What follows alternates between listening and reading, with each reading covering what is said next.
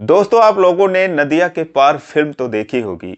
Film के आखिरी minute में जब गुंजा की शादी हो रही थी तो दोस्तों फेरे लेते वक्त वो चक्कर खाकर गिर जाती है, क्योंकि दूल्हे की जगह पर चंदन की जगह ओमकार होता है और जिसे देखकर गुंजा ये बर्दाश्त नहीं कर पाती है। अब दोस्तों, ये तो हो गई फिल्म की बात, लेकिन सेम टू सेम ऐसा एक हकीकत में सामने आया है उत्तर प्रदेश के हरदोई जिले में, जहां पर दुल्हन की जगह एक दूल्हा चक्कर खाकर गिर जाता है। दोस्तों, जयमाल हो चुका था, बस शादी के फेरे लेते वक्त वो लड़का चक्कर खाकर गिर जाता है और उसके बाद उसके मुंह पर पानी के छींटे मारे जाते हैं, उसको होश में लाया जाता है। होश में आने के बाद वो कहता है कि अरे मैं ये कहां पर हूं, और दुल्हन को देखकर कहता है कि तुम कौन हो। दोस्तों, इतना सुनते ही वो दुल्हन भी बेहोश होकर गिरने ही वाली थी, लेकिन लोग उसको संभाल लेते हैं। दोस्तों, एक बहुत ही रोचक कहानी है। आइए जानते हैं पूरी कहानी इस वीडियो में, लेकिन वीडियो में आगे बढ़ने से पहले बस वही रिक्वेस्ट कि वीडियो को लाइक कर दीजिए, चैनल को भी सब्सक्राइब कर लीजिए ताकि मेरा हौसला बढ़ता रहे। दोस्तों, ये कहानी है उत्तर प्रदेश के हरदोई जिले की। एक लड़का जिसका नाम होता है दीपेंद्र सिंह, वो उन्नाव जिले का रहने वाला था और उसकी शादी इसी दिसंबर महीने में पिछले कुछ दिनों पहले थी। धूमधाम से उन्नाव जिले से बारात निकलती है और वहां पर जाकर एक माधोगंज कस्बा होता है उन्नाव जिले में, एक गेस्ट हाउस होता है, वहां पर जाकर बारात पहुंचती है। अब डीजे के धुन पर सारे बाराती अपना नाचते हैं, उछलते हैं, कूदते हैं, क्योंकि गाना भी बज रहा था मेरे यार की शादी है। लेकिन दोस्तों, यहां तक तो सब कुछ ठीक था।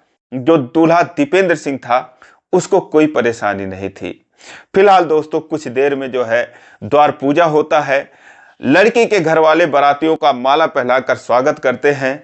उसके बाद कुछ देर के बाद जयमाल की बारी आती है। जयमाल के सिंहासन पर जो दूल्हा दीपेंद्र सिंह था वो जाकर बैठ जाता है और कुछ देर में वो पल भी आता है जब दुल्हन को उसके भाई लोग चद्दर तान कर उसके छांव में स्टेज तक लेकर आते हैं। और वहां पर जो दीपेंद्र सिंह था वो लड़की का हाथ थामता है, उसे सहारा देता है और फिर स्टेज पर ऊपर चढ़ने में मदद करता है। अब दोस्तों, उसके बाद एक खूबसूरत दुल्हन दीपेंद्र सिंह के सामने आकर खड़ी हो जाती है। यहां तक भी दीपेंद्र सिंह को कोई दिक्कत नहीं थी। वो दुल्हन को देखता है, निहारता है, अच्छी तरीके से देख लेता है, तब भी उसको कोई परेशानी नहीं थी। कुछ देर में जो है जयमाल भी डलता है, जयमाल का रस्म पूरा होता है और उसके बाद आशीर्वाद देने की बारी आती है। इधर लोग आशीर्वाद देते हैं, उधर जो सारे बाराती थे वो दोस्तों खाने पर जुट जाते हैं, खाना वगैरह खा के। और उसके बाद कुछ बाराती जो है घर को लौटने भी लगते हैं, कुछ गाड़ियां वहां से निकलने लगती हैं। और उसके बाद दोस्तों कुछ लोग वहां पर रुक जाते हैं, जो कि दूल्हे के खास लोग थे, उसके पिताजी, उसके मामा, फूफा, उसके भाई आदि जो भी लोग थे, क्योंकि अभी आशीर्वाद देने का रस्म चल ही रहा था। उसके बाद शादी करवानी थी, उसके बाद जो है विदाई करवानी थी, माड़ो हिलाना था, और उसके बाद जो है जो सामान वगैरह बेड अलमारी था वो भी तो पिकअप वगैरह पर लादना था। तो इन सब कामों के लिए दोस्तों 5-10 लोग वहां पर रुक जाते हैं और उसके बाद दोस्तों बारी आती है शादी की। लेकिन जयमाल होने से के बाद और शादी होने के बीच जो है दुल्हन अपने कपड़े बदल लेती है, वो लहंगा उतारकर ब्याहती साड़ी पहनकर आ जाती है। और जो दूल्हा दीपेंद्र सिंह था वो दोस्तों अपना शेरवानी उतारकर कोट पैंट पहन लेता है। और उसके बाद फिर एक जगह मंडप लगा हुआ था गेस्ट हाउस में, वहां पर सारे लोग जाकर इकट्ठा होते हैं और जो भी लड़की पक्ष के थे वो एक तरफ बैठ जाते हैं, लड़का पक्ष के जो लोग थे एक तरफ बैठ जाते हैं। दोस्तों, शादी की रस्म जो है वो शुरू की जाती है। मंत्रोच्चारण के बीच पंडित जी जो है वर और कन्या दोनों को वहां पर बिठाते हैं और फिर शादी की जो है रस्में शुरू की जाती है। यहां तक तो कोई दिक्कत नहीं थी, दीपेंद्र सिंह एकदम खुश था, बिल्कुल बैठा था। लेकिन दोस्तों तभी जो है जो दूल्हे के दोस्त थे, कुछ लोग थे, वो आकर दीपेंद्र के कानों में कुछ फूंकते हैं, कुछ कहते हैं।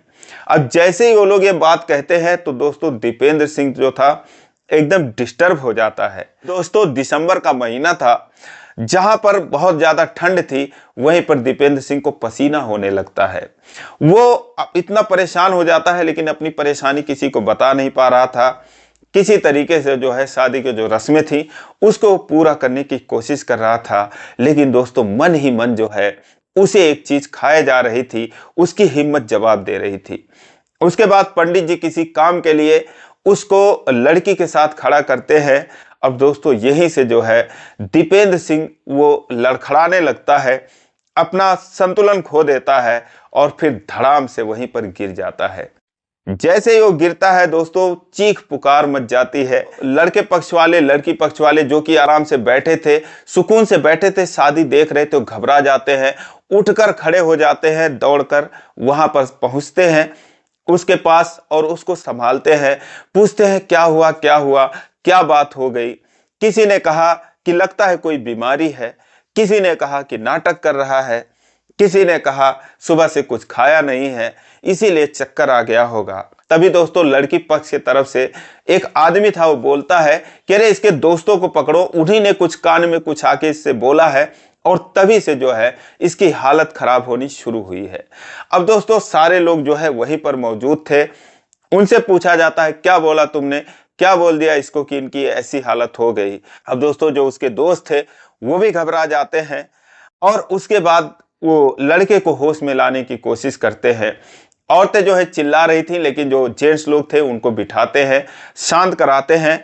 पंडित जी जो है एक लोटे में जो जल लेकर बैठे थे वो कुछ उसके चेहरे पर पानी छिड़कते हैं, तब जाकर दीपेंद्र सिंह को थोड़ा सा होश आता है।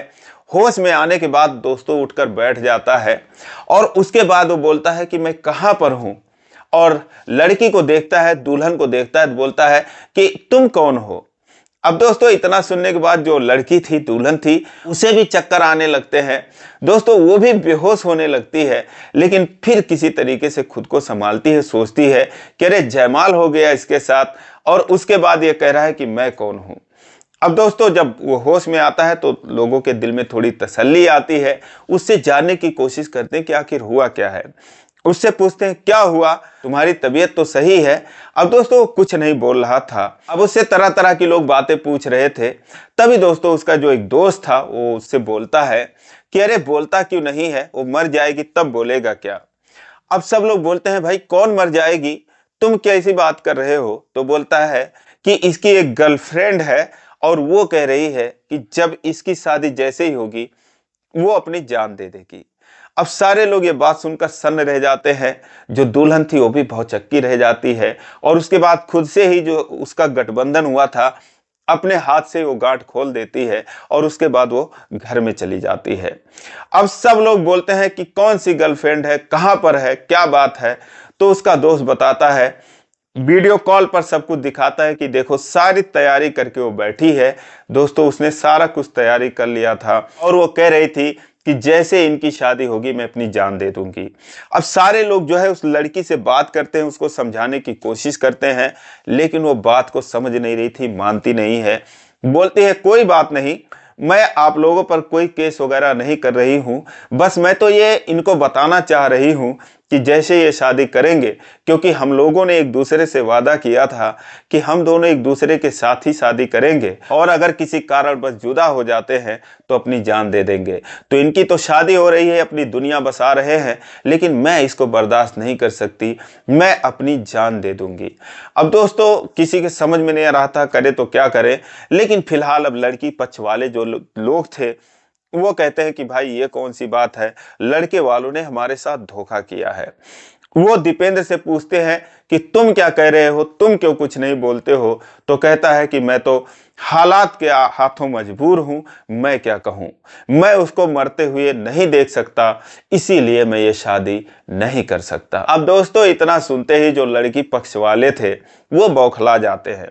वो कहते हैं कि सारे लोगों को पकड़ो, इनको जाने मत दो। दोस्तों सबको वहां पर एक हिसाब से मतलब रोक दिया जाता है, कहा जाता है कि आप लोग कोई इस गेस्ट हाउस को छोड़कर नहीं जाएंगे। उसके बाद पुलिस को बुला लिया जाता है। पुलिस आती है, सारा मामला समझती है कि हाँ भाई क्या हुआ, क्या बात है। तो फिर वो लड़की से भी बात करते हैं। तो वो लड़की जो है वो कहती है कि नहीं, कुछ भी हो मैं अपनी जान दे दूंगी, मैं इसके बिना नहीं जी सकती। तो ये हुआ कि भाई जब ऐसी बात है और ये भी कह रहा है मैं शादी नहीं कर सकता, तो अब इस समस्या का समाधान क्या है, इस लड़की का क्या होगा जिसके साथ इसका जयमाल हुआ है और जिसके पिता ने इतना सारा खर्चा करके इन लोगों को खान पान कराया है और जो नुकसान हुआ वो तो हुआ ही, इज्जत भी जा रही है, तो उसका क्या, उस लड़की का क्या होगा। अब जो लड़के वाले थे, जो लड़के के पिताजी थे, उसके जो रिश्तेदार थे, 8-10 लोग बचे थे, वो बोले भाई अगर ऐसी बात है तो हम लोग इस लड़की की शादी की जिम्मेदारी लेते हैं। हम लोग एक अच्छा सा लड़का ढूंढकर अपने जिम्मेदारी पर इस लड़की की शादी करवा सकते हैं। तो इस पर लड़की वालों ने कहा लेकिन आज का जो नुकसान हुआ है उसका क्या होगा। वो लोग कहते हैं कोई बात नहीं, जो नुकसान हुआ है लेन देन कर लेते हैं। आप लोगों का कितना नुकसान हुआ है, तो फिर वो लोग सारा कुछ अपना बजट निकालते हैं और उसके बाद बताते हैं कि 10 लाख रुपए हमारा खर्चा हुआ है, अगर वो पैसे आप लोग दे दो तो हम आप लोगों को छोड़ देंगे, हमें कोई केस वगैरह करने की जरूरत नहीं है। अब ये लोग सुनते हैं कि 10 लाख रुपए। फिलहाल दोनों तरफ से जो है कंप्रोमाइज का दौर शुरू होता है। पुलिस भी अपना बीच में जो काम था वो करती है। कुल मिलाकर ले देकर 9 लाख रुपए पर बात तय होती है। कहते हैं अगर 9 लाख रुपए तुम दे दो और हमारी लड़की की शादी की जिम्मेदारी ले लो तो हम लोग तुम लोगों को छोड़ने के लिए तैयार हैं, कोई केस वगैरह नहीं करेंगे। अब इनके पास इतने पैसे थे नहीं दोस्तों। फिलहाल 1 लाख रुपए लोग कैश रखे थे, क्योंकि शादी में इतना तो लेकर लोग आते ही हैं खर्चा वगैरह विदाई वगैरह देने के लिए।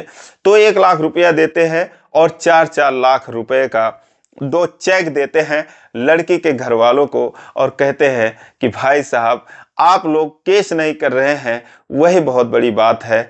और अब ये मेरी जिम्मेदारी है कि इस लड़की की शादी हम लोग कहीं ढूंढेंगे और मिलजुल कर हम लोग कहीं इसकी शादी करवा देंगे। लेकिन आज जो है किसी के जिंदगी का सवाल है, अगर वो अपनी जान दे देगी तो फिर बताओ इससे बुरा क्या हो सकता है। लोगों ने कहा चलो कोई बात नहीं, लेकिन फिर वो लड़के से पूछते हैं कि जब तुम्हारा अफेयर था तो तुम शादी करने क्यों चले आए।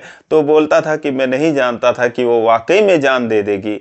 लेकिन आज जब उसने इस तरीके से कदम उठाया और फ़ोन किया, मेरे दोस्तों के थ्रू मेरे से बात हुई, तो मुझे लगा कि हाँ वाकई में अपनी जान दे देगी मेरे बिना, तो उसके बिना मैं भी नहीं रह सकता।